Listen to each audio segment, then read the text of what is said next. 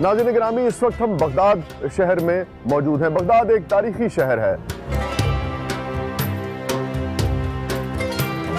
और ये इलाका इस वक्त जहां हम मौजूद हैं, ये इलाका मोहल्ला बाबू शेख कहलाता है। और ये मोहल्ला बाबू शेख इसलिए कहलाता है क्योंकि यहाँ पर हज़रत शेख अब्दुल कादिर जिलानी रहमतुल्लाह अलैह का मज़ार वाक़या है।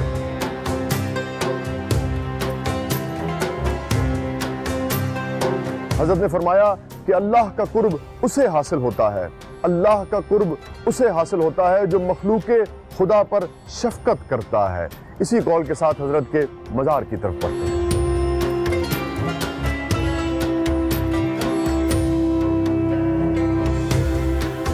नाज़रीन गिरामी, जो बैरूनी दरवाज़ा है हज़रत के मज़ार का, ये उसका पहला बरामदा है और आप देख सकते हैं कि खुद्दाम यहाँ इस वक्त सफाई पर मामूर है और कसरत से मज़ार की सफाई की जाती है, चूँकि ज़ायरीन की आमद और रफ्त का सिलसिला जारी रहता है।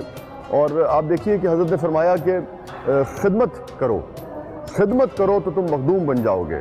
हमारे यहाँ मखदूम बनना चाहते हैं, मगर हज़रत के इस कौल पर अमल करते हुए खिदमत का जो अमल है उस पर से, जिसे समझिए कि आप हमारी उस तरह से नज़र नहीं होती है, मगर यहाँ देखिए कि लोग किस तरह से ज़ायरीन की खिदमत पर मामूर हैं।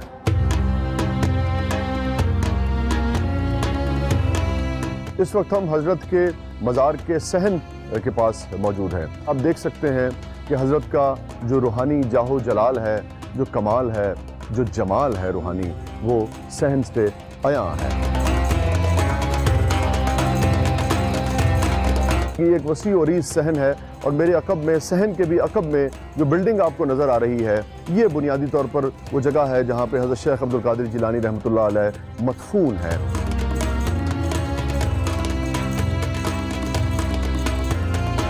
गौसुल आज़म हज़रत सैयद शेख अब्दुल कादिर जिलानी रहमतुल्लाह अलैह की पैदाइश 1 रमज़ान अल मुबारक 470 हिजरी में ईरान के सूबे करमान शाह के मगरबी शहर गीलान में हुई।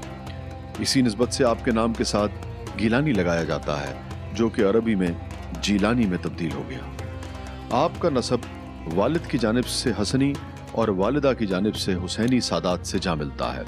गौसुल आज़म पीरान पीर, दस्तगीर, मीर मोहिउद्दीन, सुल्तानुल औलिया, कुतुब रब्बानी, महबूब सुबहानी, कंदील ला मकानी और इमामुल औलिया, ये सारे अलकाबात हज़रत सैयद शेख अब्दुल कादिर जिलानी रहमतुल्लाह अलैह के हैं।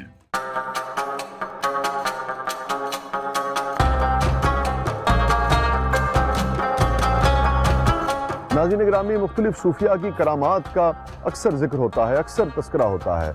मेरे नज़दीक सूफिया की जो सबसे बड़ी करामत है वो उनका आलिम सूफिये बाअमल होना है। ये जो अमल है, इसी करामत से तब्दीली का शगुफ़ा जो है वो फूटता है। एक वाक़या आपके साथ शेयर करता हूँ।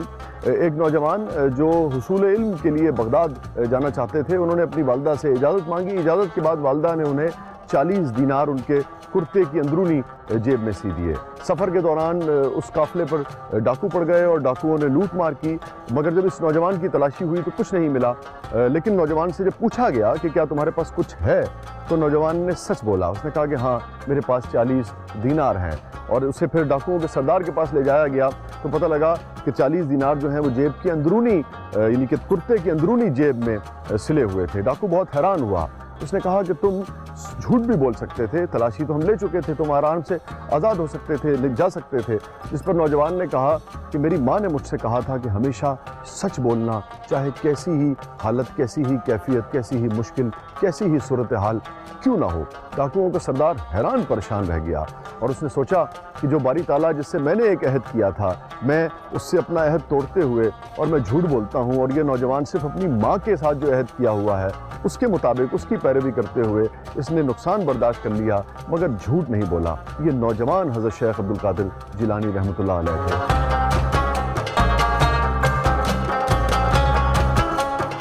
उस अमल की ये करामत थी कि डाकुओं का पूरा काफिला जो है वो तायब हो गया और नेकी की तरफ रमा दमा हो गया। ये है वो सूफिया की करामत जिससे हमें सबक सीखना चाहिए। आज हम उन्हीं के मज़ार पर मौजूद हैं, हज़रत शेख अब्दुल कादिर जिलानी रहमतुल्लाह अलैह के मज़ार पर, जिनका पैगाम है सच।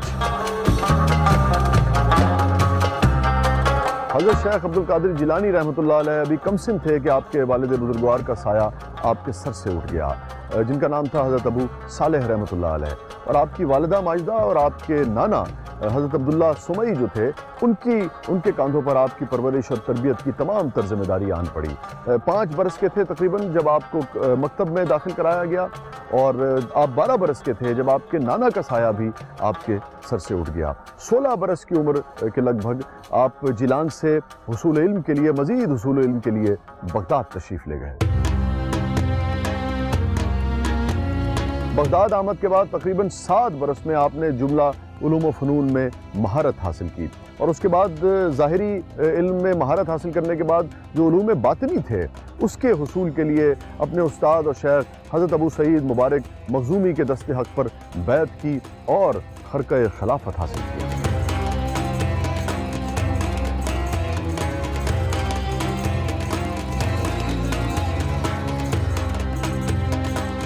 नाज़रीन गिरामी, ज़ायरीन भी और पूरी दुनिया से मोतक़दीन भी, और ख़ास तौर पे हमारे वतन में भी हम देखते हैं कि बेपनाह अक़ीदत रखते हैं हम सूफिया से, बुज़ुर्गों से, मगर उनका जो पैगाम है उसको समझने की ज़रूरत है। उस अक़ीदत का भी सच्चा इजहार यही है कि जो सूफिया की जो तालीमात है उसको समझा जाए, उस पर अमल किया जा सके। और वो तालीमात क्या हैं? हज़रत की, शेख अब्दुल कादिर जिलानी रहमतुल्लाह अलैह की सूफिया की तालीमात क्या हैं? खल्क़ खिदमत कर दो, खल्क़ खिदमत कर दो मखदूम शुद, हर के खुद दीदरा महरूम शुद। अगर खल्क़ की खिदमत नहीं की जाएगी, अगर सिर्फ अपनी ही जानिब कोई देखता रहेगा तो वो बारी ताला की रहमतों से महरूम रहेगा। ये है पैगाम।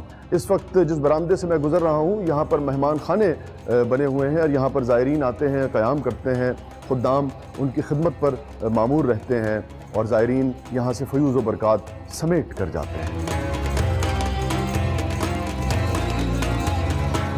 वो इराकी औरत अब यहाँ का हम याद करते आते जाते रहे। सेजिस गिलानी अभी नहीं है पर्दा में, वो आपको बुलाए, आओ आपको हुक्म है तो यहाँ रहना, या फिर सेजिस गिलानी ना आप एम्बेसी में लिख के दे दिए, ये औरत याद हो।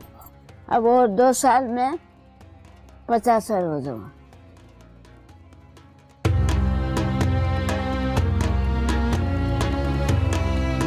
हज़रत सैयद शेख अब्दुल कादिर जिलानी रहमतुल्लाह अलैह गरीबों, फ़कीरों और ज़ईफ़ों से इंतहाई नरमी और शफ़क़त से पेश आते थे। आप फरमाया करते थे, अगर मुझे दुनिया और दुनिया के तमाम ख़जाने मिल जाएं तो मैं उन्हें भूखों के खिलाने और ज़रूरतमंदों की ज़रूरत पूरी करने के लिए वक्फ़ कर दूँ। मेरे नज़दीक लोगों को खिलाने और इनसे मोहब्बत और खुशमिजाजी से पेश आने से बढ़कर और कोई काम ज़्यादा सवाब का बाइस नहीं। इस वक्त हम हज़रत सैयद अब्दुल कादिर जिलानी रहमतुल्लाह अलैह के लंगर खाने में मौजूद हैं, जहां आज भी ज़ायरीन के लिए लंगर का इंतज़ाम होता है, जबकि उर्स के दिनों में अक़ीदतमंद मज़ार पर खुसूसी लंगर का एहतमाम करते हैं।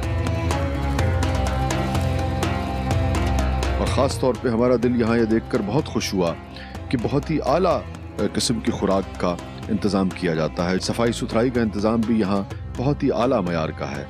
एक और इंतहाई दिलचस्प और उम्दा बात हमने ये नोट की कि यहाँ लंगर की तकसीम के दौरान किसी किस्म की कोई कैद नहीं है। जो ज़ायरीन जितनी झोली फैलाते हैं उतना ही उनकी झोली में डाल दिया जाता है। नाज़रीन गिरामी, इल्म की इस्लाम में बेपनाह अहमियत है। इसका अंदाज़ा इस बात से हो सकता है, इस तारीख़ी हकीकत से हो सकता है कि मेरे आका सरकार दो आलम सल्लल्लाहु अलैहि वसल्लम पर जब पहली वही आती है तो वो वही थी इक़रा।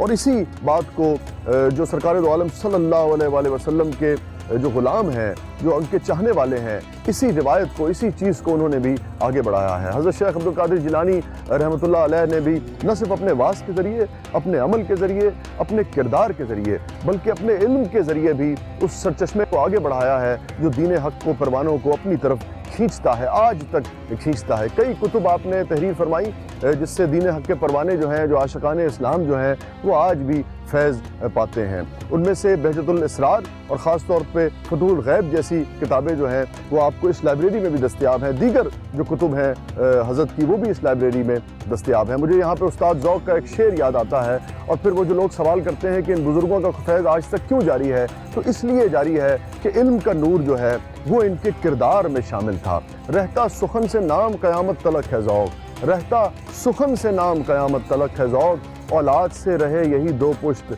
4 पुश्त। तो ये बुजुर्ग हस्तियाँ ये जानते थे कि इल्म ही एक ऐसी चीज़ है जो सदियों इनके पैगाम को फैलाएगा भी और जिंदा भी रखेगा। इल्म और दर्स तदरीस से जो आपकी मोहब्बत थी उसका क्या आलम था। ये जगह जिस वक्त हम यहाँ इस वक्त मौजूद हैं, आप देख रहे होंगे कि मेरे बाएं जानिब यहाँ पर आपकी कब्र मुबारक भी है। ये ऐन वही जगह है जहाँ आप इल्म तकसीम किया करते थे, जहाँ आप दर्स तदरीस किया करते थे। ये आपका वो मदरसा है जहाँ आपको दफन किया गया। 91 बरस की उम्र में 11 रबी उस-सानी 561 हिजरी में आपका विसाल हुआ। गौसुल आजम के मकबरे पर यह जो चांदी की जाली है, ये ख़ास पाकिस्तान में कराची में तैयार की गई, और जब ये जाली तैयार की गई तो उनके अक़ीदतमंदों को इस जाली का दीदार भी करवाया गया। रंगून वाला हॉल में अदीब रायपुरी साहब जो मारूफ शायर हैं, तभी उन्होंने ये कलाम लिखा। फासिलों को खुदारा मिटा दो, रुख से पर्दा अब अपने हटा दो, अपना जलवा इसी में दिखा दो, जालियों पर निगाहें जमी हैं। हज़रत शेख अब्दुल कादिर जिलानी रहमतुल्लाह अलैह ने फरमाया कि अगर दिखावे के लिए किसी ने अमाल किए तो उसके तमाम अमाल ज़ाया हो गए। मतलब बिल्कुल वाज़ेह है कि जो अमल दिखावे के लिए किया जाएगा तो वक्ती जाहो जलाल, वक्ती शोहरत, वक्ती दुनियावी फ़ायदा तो हासिल हो सकेगा, लेकिन अगर उस अमल में खुलूस नहीं होगा, नेक नियति नहीं होगी, बारी ताला की रज़ा की ख्वाहिश नहीं होगी, तो फिर उस अमल का कोई फ़ायदा नहीं है। लेकिन इन बुज़ुर्गान दीन को देखिए, हज़रत शेख अब्दुल कादिर जिलानी रहमतुल्लाह अलैह को देखिए, चूँकि अमल में खुलूस था, नेक नियति थी, इसलिए आज सदियाँ गुज़रने के बावजूद भी इन लोगों का फैज़ जो है वो जारी है। ज़ायरीन लाखों की तादाद में आते हैं और यहाँ से नूर और रूहानियत को इकट्ठा करके समेट कर अपने वजूद में भर कर यहाँ से ले जाते हैं।